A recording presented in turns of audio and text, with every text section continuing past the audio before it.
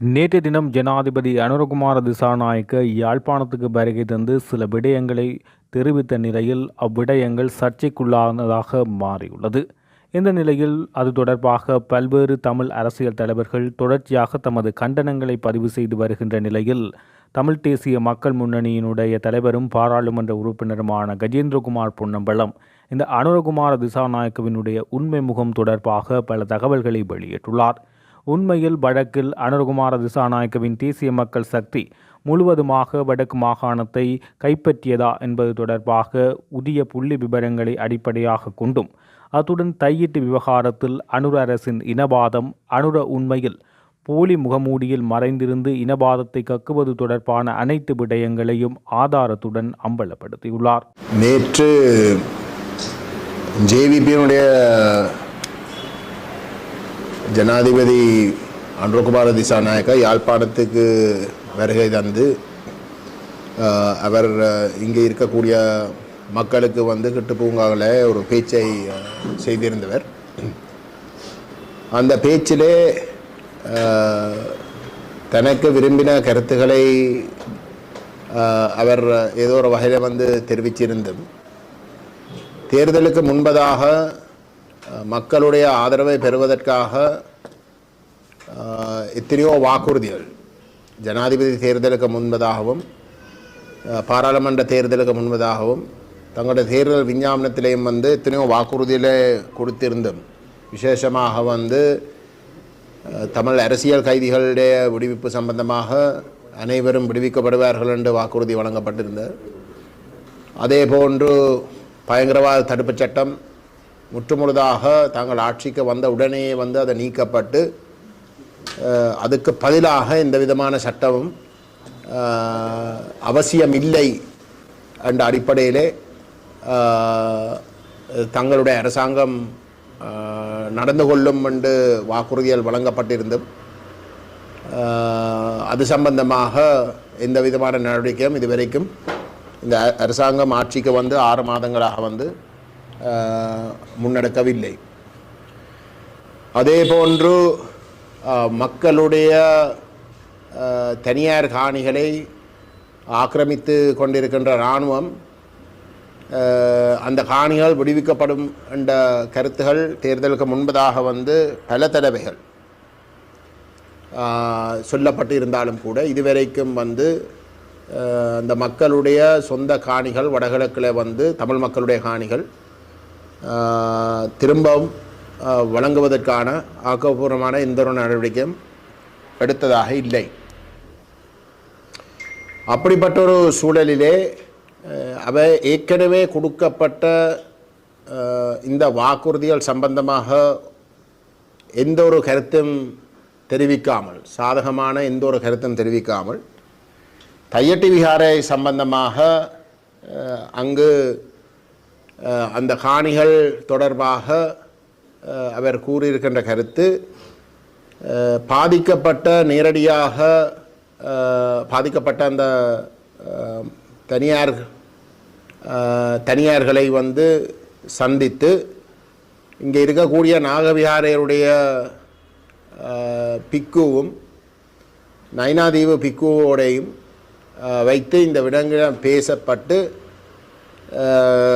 அந்த ஒரு முடிவு எட்டப்படலாம். ஆனால் அரசியல்வாதிகள், அரசியல் தலைவர்கள் இல்லாட்டி கட்சிகள் இந்த தையட்டி விகாரத்தில் தலையிட்டு கொண்டு இருக்கிற வரைக்கும் எதையும் செய்ய முடியாதென்ற ஒரு கருத்தை அவர் தெரிவிச்சிருந்தவர். அது வடக்கிலே இருக்கக்கூடிய அரசியல் கட்சிகளாக இருக்கலாம், தெற்கிலே இருக்கக்கூடிய அரசியல் கட்சிகளாகவும் இருக்கலாம் என்ற கருத்தையும் அவர் தெளிவுபடுத்தியிருந்தவர். அதுவும் விசேஷமாக வடக்கிலே செயல்படுகின்ற இந்த அரசியல் கட்சிகள் ஒரு இனவாத நோக்கத்தோடு செயல்படுகின்றார்கள். ஒரு நல்லிணக்கத்தை ஏற்படுத்துவதற்கு தடையாக அவர்களுடைய தலையீடுகள் அமைந்துள்ளதென்ற தொனியிலே அவர் தன்னுடைய பேச்சிலே குறிப்பிட்டிருந்தார். இந்த தையட்டி விகாரை சம்பந்தமாக நாங்கள் சொல்ல விருகின்ற விடயம் என்னென்றால், இந்த தையட்டி கட்டப்பட்டிருக்கின்ற விஹாரை வந்து முழுக்க முழுக்க சட்டவிரோதமான ஒரு விஹாரை. அதிலே தொல்பொருள் திணைக்களம் சம்பந்தப்படவில்லை. தொல்பொருள் தொடர்பாக முக்கியத்துவம் பெறுகின்ற எந்த ஒரு கண்டுபிடிப்பும் அந்த நிலப்பரப்பிலே இல்லை. சரித்திர ரீதியாக வந்து அந்த நிலப்பரப்பில் வந்து வேறு விதத்திலேயும் வந்து ஒரு முக்கியத்துவம் வாய்ந்த எந்த ஒரு பொருளும் எந்த ஒரு ஆவணமோ இதுவரைக்கும் கண்டுபிடிக்கப்படவில்லை. மாறாக வந்து தையட்டி விஹாரைக்குரிய காணி என்று கூறி கிட்டத்தட்ட ஒரு 20 பரப்பு காணி இன்றைக்கு தையட்டி விஹாரை என்ற பெயரிலே கட்டப்பட்டிருக்கக்கூடிய அந்த அந்த விஹாரைக்குரிய அந்த எல்லை தாண்டின ஒரு காணி இருக்கின்றது.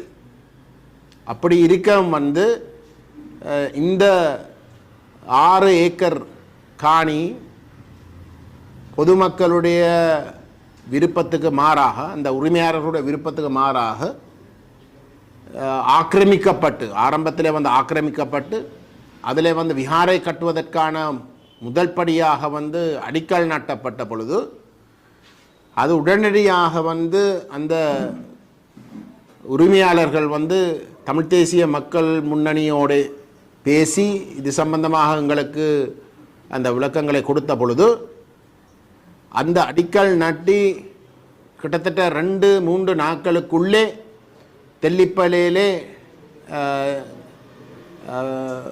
பிரதேச செயலகத்திலே வந்து நடைபெற்ற பிராந்திய ஒருங்கிணைப்பு குழு கூட்டத்திலே எங்களுடைய முன்னாள் பாராளுமன்ற உறுப்பினர் கட்சியினுடைய செயலாளர் செல்வராஜா கஜேந்திரன் எதிர்ப்பு தெரிவித்து அதை மாவட்ட ஒருங்கிணைப்பு குழு கூட்டத்துக்கு வந்து இந்த விடயம் கொண்டு செல்லப்பட வேண்டும் என்று சொல்லி யாழ் மாவட்ட ஒருங்கிணைப்பு குழு கூட்டத்திலே வந்து நானும் நேரடியாக கலந்து கொண்டு அதிலே அந்த பிரச்சனையை கிளப்பி அதை முற்றுமுழுதாக எதிர்த்து ஏகமனதாக அந்த கூட்டத்துக்கு வந்து தலைமை தாங்கினது வந்து அங்கஜன் ராமநாதன்.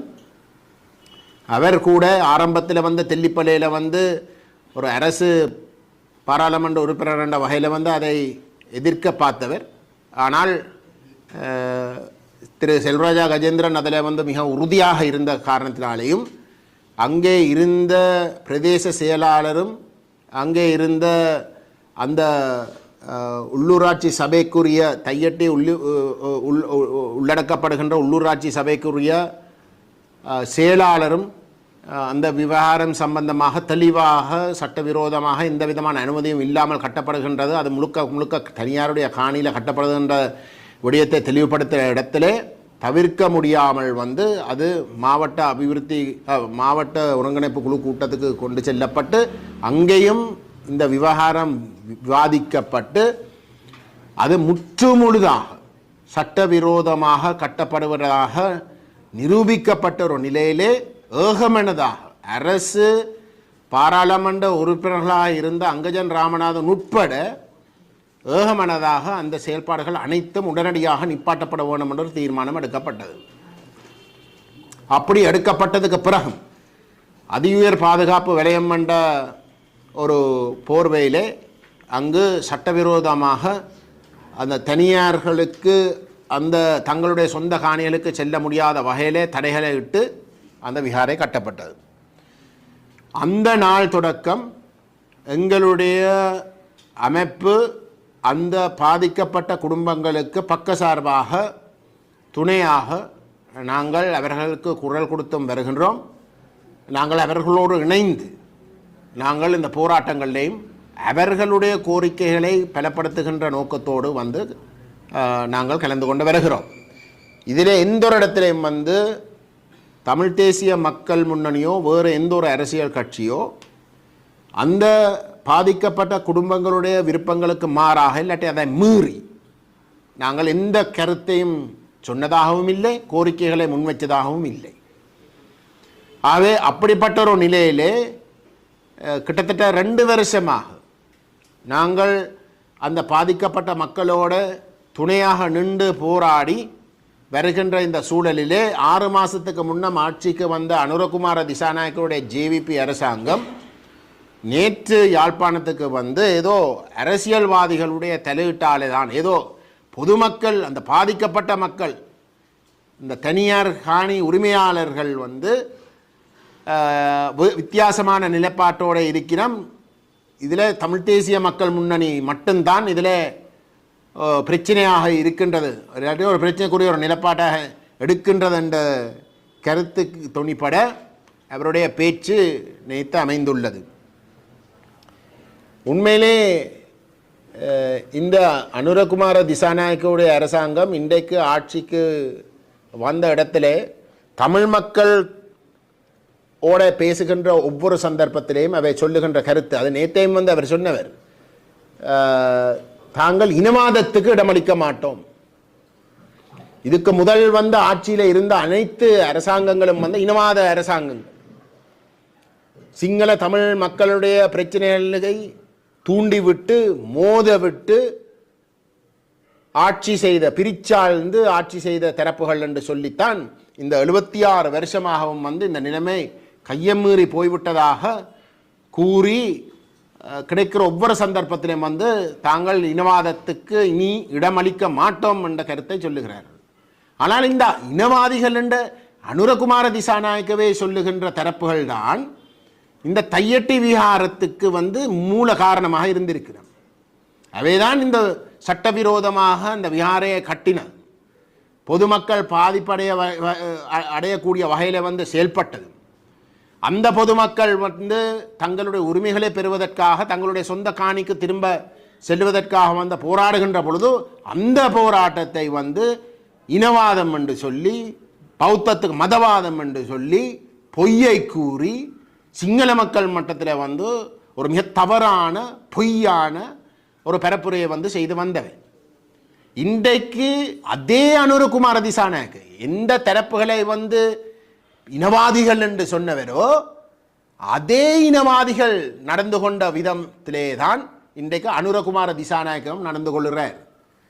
இந்த அரசாங்கம் ஆட்சிக்கு வந்து இந்த 6 மாசத்திலே வடகிழக்கை பொறுத்தவரையிலே, தமிழர்களை பொறுத்தவரையிலே, முஸ்லிம்களை பொறுத்தவரையிலே இதுக்கு முதல் ஆட்சியில் இருந்த இனவாதிகள் என்று அவரே சொல்லுகின்ற அரசாங்கங்கள் நடந்து கொண்டதுக்கும் கூட வித்தியாசமாக எந்த ஒரு விடயத்திலே கூட வந்து அனுரகுமார திசாநாயக்க நடந்து கொள்ளவில்லை, அவருடைய அரசாங்கமும் நடந்து கொள்ளவில்லை. அனைத்து விடயங்களிலும் இதுக்கு முதல் ஆட்சியில் இருந்த அரசாங்கங்களோடு முழுமையாக ஒத்துப்போகின்ற வகையில் தான் அவரும் வந்து அவருடைய ஆட்சியும் வந்து நடந்து கொள்ளுகின்றது நம்முடைய மக்கள் தெளிவாக விளங்கி கொள்ளுவோம். அது மட்டுமல்ல, இன்றைக்கு வந்து தையட்டி விவகாரத்தில் வந்து அரசியல்வாதிகள் தலையிடினம் என்று சொல்லி எங்கள் மீது வந்து அந்த போலி குற்றச்சாட்டுகளை முன்வைக்கிறத நிப்பாட்டி அவேதானே சொல்லி நம்ம வந்து 6 மாசத்துக்கு முன்னம் வந்து பாராளுமன்ற தேர்தலில் யாழ்ப்பாண மக்கள் விசேஷமாக, வடகிழக்கு என்று தான் பொதுவாக சொல்றவே, ஆனால் விசேஷமாக யாழ்ப்பாண மக்கள் வந்து தங்களுக்கு தான் ஆணையை கொடுத்திருக்கின்ற அவைதானே சொல்லி நம் தங்களுக்கு தான் ஆணையை கொடுத்திருக்கின்ற தமிழ் மக்கள் அப்படின்ற ஏன் மற்ற அரசியல்வாதிகளை பற்றி கேட்பான்? அவே தங்களுக்கு ஆணையின் பிரகாரம் இந்த மக்களுக்கு வந்து நேர்மையாக நடந்து கொண்டு வந்து ஒரு முடிவை சொல்லலாமே, அறிவிக்கலாமே. அவை அறிவித்தால் வந்து இந்த அரசியல்வாதிகள் என்று சொல்ற எங்கள் போன்ற தரப்புகளுக்கு வந்து அதில் வந்து எந்த ஒரு இடத்துக்கும் ஒரு இடமும் வராது. நீங்களே வந்து எங்களை வந்து குற்றச்சாட்டி வந்து நீங்கள் செய்ய வேண்டிய எடுக்க வேண்டிய முடிவுகளை வந்து எடுக்காமல் விடுறீர்கள்.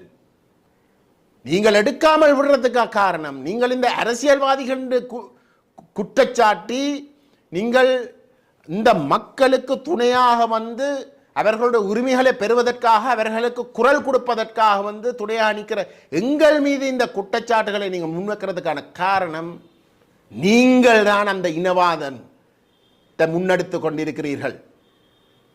அந்த இனவாதத்தை மூடி மறைச்சு தமிழனுக்கு ஒரு நியாயத்தை கொடுக்காமல் சட்டவிரோதமாக ஒரு இனவாதத்தின் அடிப்படையிலே தாங்கள் விரும்பின காணிகளை வந்து வேற இனத்தவர்களுடைய காணிகளை தாங்கள் பறித்து கொள்ளலாம் என்று மிகவும் மோசமாக நடந்து கொள்ளுகின்ற இனவாத பிக்குமேரை காப்பாற்றுகின்ற வகையிலே தான் நீங்கள் செயல்படுகின்றீர்கள்.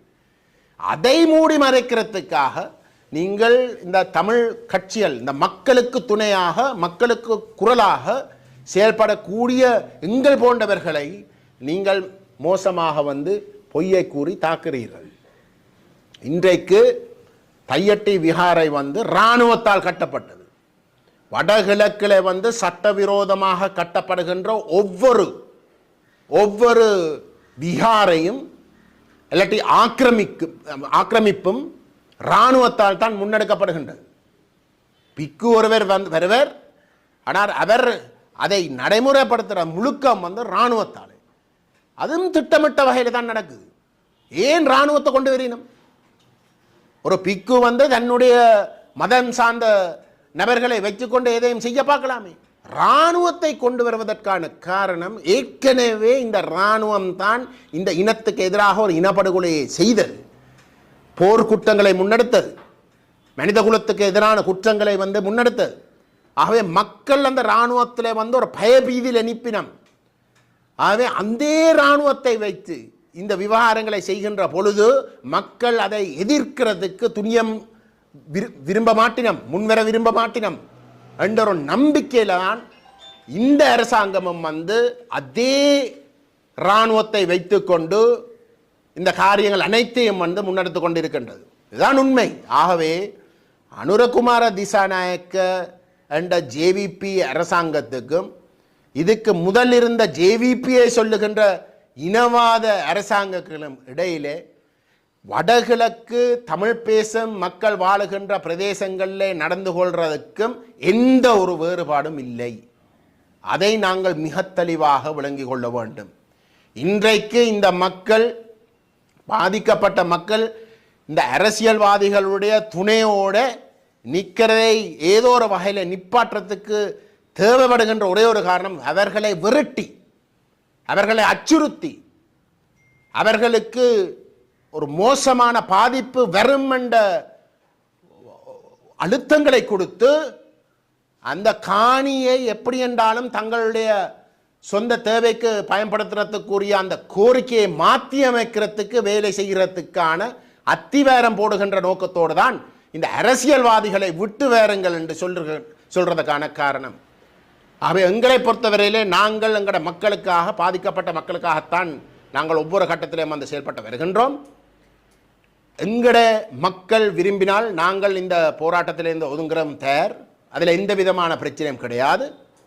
ஆனால் நாங்கள் பொறுப்போடு கூறுகின்றோம், எங்களுடைய மக்களுடைய கோரிக்கைகளை மாற்றி அமைக்கிறதுக்கு அவர்களை அச்சுறுத்தி, அவர்களுக்கு இப்படிப்பட்ட போலியான கருத்துக்களை சுட்டி காட்டி அந்த மக்களை பிழையாக வழி நடத்துறதுக்கு இந்த ஜேவிபி முயன்றால் அவர்கள் ஏமாற்றப்படுவினமே தவிர மக்களோ தமிழ் அரசியல் தலைமைத்துவமோ ஒரு நாளும் ஏமாற்றப்படாது. இனி ஏனென்றால் இதுவரைக்கும் வந்து நாங்கள் பார்த்து கொண்டிருந்த வந்து 6 மாதம் 3 மாதம் 6 மாதம் என்று கொடுத்து பார்ப்போம். இப்போதான் ஆட்சிக்கு வந்திருக்கிறோம், ஏதோ செய்வினம் என்று சொல்லினோம், இனவாதத்துக்கு இடமே கொடுக்க மாட்டோம் என்று சொல்லினோம், கொஞ்சம் விட்டு கொடுப்போம் என்று தான் நாங்கள் ஒவ்வொரு கட்டத்திலும் வந்து ஒரு மிகவும் ஒரு காற்றமான ஒரு முடிவுக்கு வராமல் நாங்கள் இழுத்து கொண்டு வந்தோம். ஆனால் இந்த அரசாங்கம் இந்த தையட்டி விவகாரத்திலே என்னடா மெட்ட விஷயங்கள் விடுங்கோ, தையட்டி விவகாரத்தில் வந்து முழுக்க சட்ட விரோதம் என்ற விடயம் மட்டும்தான் அங்கே இருக்கிற இடத்துல ஒரு சட்டவிரோதமாக நடைபெற்ற ஒரு கட்டடத்தை அகற்றது மட்டும்தான் அங்கே இருக்கக்கூடிய தேவைப்படுகின்ற விஷயம். ஆனால் அதையும் வந்து ஒரு மதவாதமாக மாற்றி, இனவாதமாக மாற்றி சித்தரித்து அது செய்ய வேண்டிய சட்டவிரோதமான நடவடிக்கைக்கு எதிராக செய்ய வேண்டிய காரியங்களை செய்யாமல் இருக்கிறது தான் அவர்களுடைய பாணியமாக இருந்தால், அவர்களை நாங்கள் தெளிவாக கண்டறிந்து இந்த தேர்தலில் வந்து ஒரு தக்க பாடத்தை வந்து எங்களுடைய மக்கள் இந்த ஜேவிபிக்கு கொடுத்தே ஆகணும். இது தேசிய மக்கள் சக்தி அல்ல. நேற்று அனுரகுமார திசாநாயக்க வந்து பேசினது அனைத்தும் வந்து ஜேவிபியுடைய சித்தாந்தம், உண்மையான ஜேவிபியினுடைய முகம்.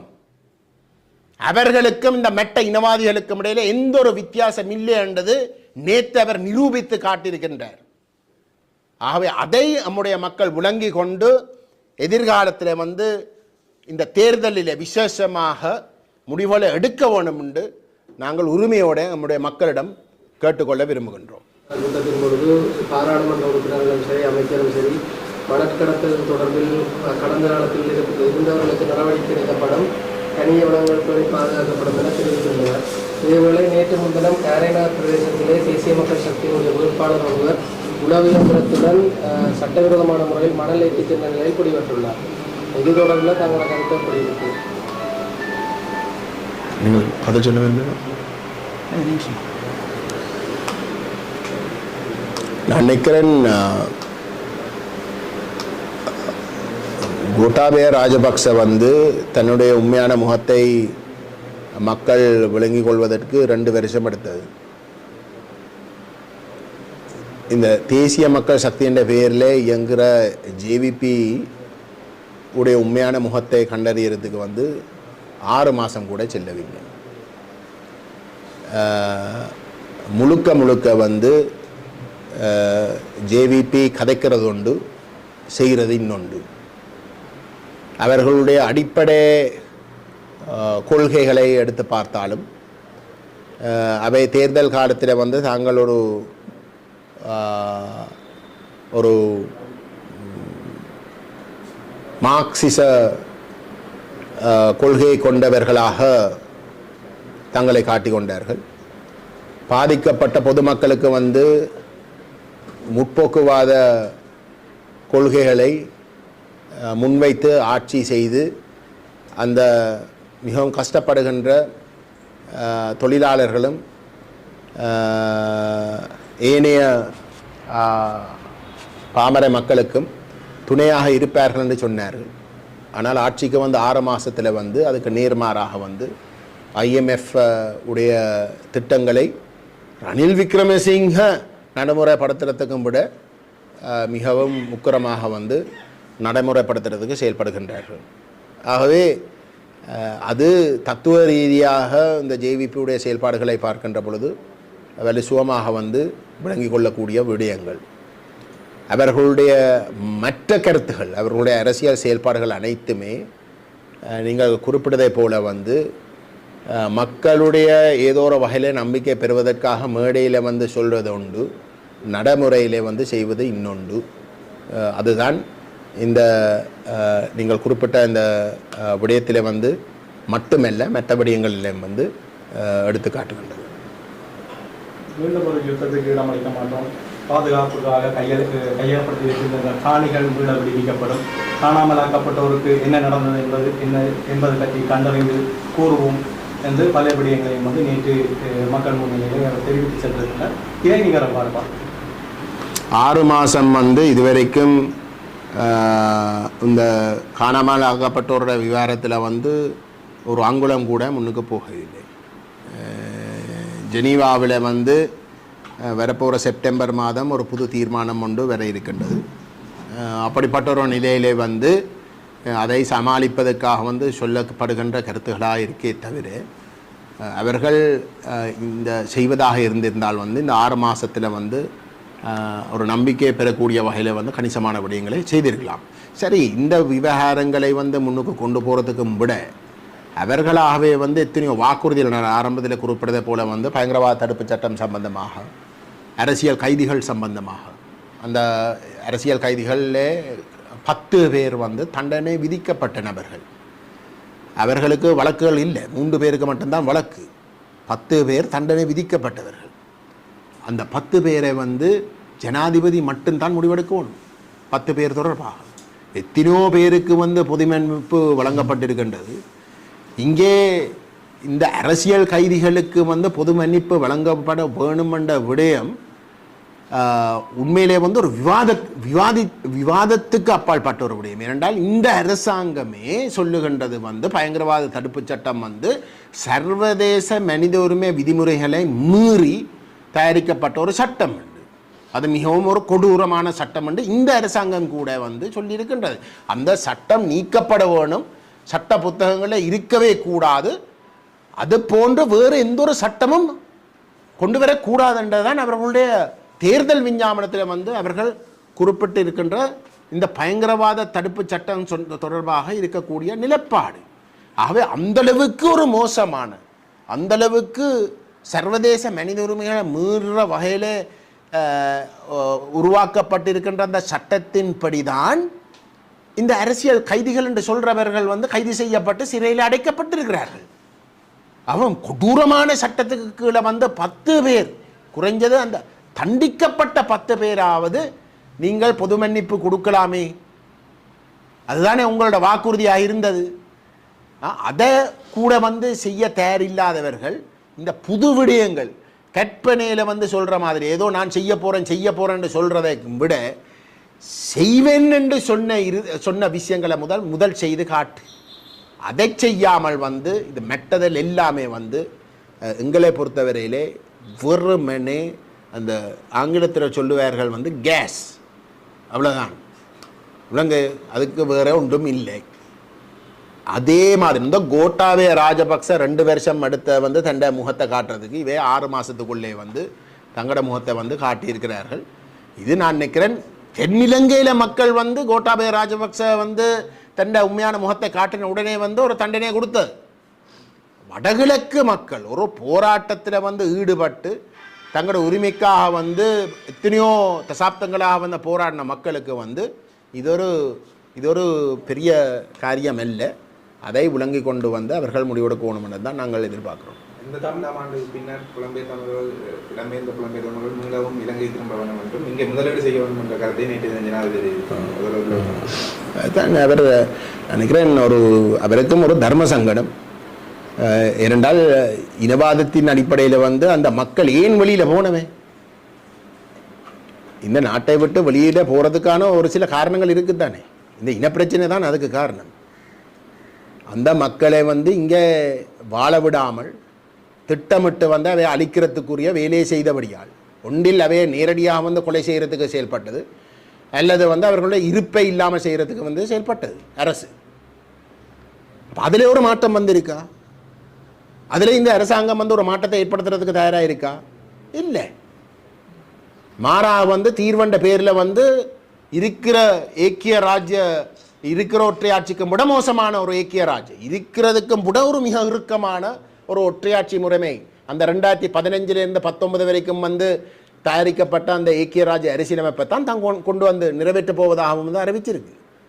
அப்போ இங்கே இருக்கக்கூடிய இனப்பிரச்சனை காரணத்தினாலே இங்கே வாழ முடியாது, தங்களுக்கு இங்கே எதிர்காலமே இல்லை, உயிரோடு இருக்கிறதாக இருந்தால் ஏதோ ஒரு வகையில் தப்பி பிழக்கணும்னு போன ஆட்கள் நீங்கள் திரும்பி வாருங்கோன்னு கேட்குறது வந்து என்ன அடிப்படையில்? உங்களோட முதலீடு செய்ய சொல்லி கேட்குறது என்ன அடிப்படையில்? அவர்களுக்கு தேவைப்படுகின்ற அந்த தீர்வை கொடுக்காமல் வந்து நீங்கள் அந்த முதலீடு கேட்குறீங்களா? எந்த அளவுக்கு உங்களுடைய இனவாதம் உங்களோட கண்களை வந்து மூடி இருக்கிறது? அந்த உண்மையான நிலைமையை வந்து காட்டிக்கொள்ளக்கூட அறிஞ்சு கொள்ளக்கூட முடியாத அளவுக்கு நீங்கள் வந்து தத்தளிக்கிறீங்களன்றதுதான் அர்த்தம். அவை அனுரகுமார திசாநாயக்க இந்த 6 மாதத்தில் ஆட்சிக்கு வந்ததுக்கு பிறகு இந்த ஜேவிபி வந்து நடந்து கொண்டிருப்பது தெற்கில் வந்து ஒரு பக்கம் விடுங்கோ, ஆனால் வடகிழக்கில் வந்து அவர்கள் நடந்து கொண்டிருக்கிற விதம் முழுக்க இதுக்கு முதல் இருந்த அரசாங்கங்கள் இனவாதிகள் தான். ஆனால் அவர்களுடைய இனவாதம் வெளிப்படையாக காட்டி கொடுத்தார். ஆனால் இந்த அரசாங்கம் அதை மூடி மறைச்சு அதே இனவாத நிகழ்ச்சிகளை முன்னுக்கு கொண்டு போகிறதுக்கு விரும்பி, ஆனால் இந்த 6 மாதத்துக்குள்ளே வந்து அவர்கள் அதே நிலப்பாடுகளைத்தான் நியாயப்படுத்தி கொண்டு இருந்ததாலே அவர்கள் அம்பலப்பட்டிருக்கின்றன தான் எங்களுடைய கருத்து. புலம்பெயர்ந்த தமிழ் மக்கள் இந்த தீவுக்கு தங்களுடைய முதலீடுகளை தங்களுடைய உறவுகளுக்கு வந்து உதவி செய்கிறதை தாண்டி இந்த அரசை ஒரு வங்குரோத்த நிலைமையில் இருந்து காப்பாற்றுறதுக்கு வருவதாக இருந்தால் தமிழ் மக்களுடைய தேச அந்தஸ்து அங்கீகரிக்கப்பட்டு தமிழ் மக்களுடைய தனித்துவமான இறைமையின் அடிப்படையில் வந்து ஒரு சமஷ்டி தீர்வை வழங்குகின்ற பொழுதுதான் அந்த மக்களுடைய அந்த முதலீடு நிதிகள் அனைத்துமே வந்து பாதுகாப்பாக தாங்கள் விரும்பின முதலீட்டுக்காக பயன்படுத்தக்கூடிய அந்த உத்தரவாதங்களை தமிழ் கட்சிகள் என்ற வகையில் நாங்கள் கொடுக்கக்கூடியதாக இருக்கும். அப்படிப்பட்ட ஒரு நிலைமை இல்லாமல் எங்களுடைய புலம்பெயர்ந்த தமிழ் மக்கள் வந்து இவர்கள் ஆட்சியில் இருக்கக்கூடிய இந்த ஆட்சி முறைக்கு கீழே அவர்கள் தங்களுடைய முதலீடுகளை செய்ய போவதாக இருந்தால் அதுக்கு எந்த விதமான உத்தரவாதங்களும் வழங்க முடியாது என்பதை அவர்கள் சரியாக விளங்கிக் கொள்ள வேண்டும்.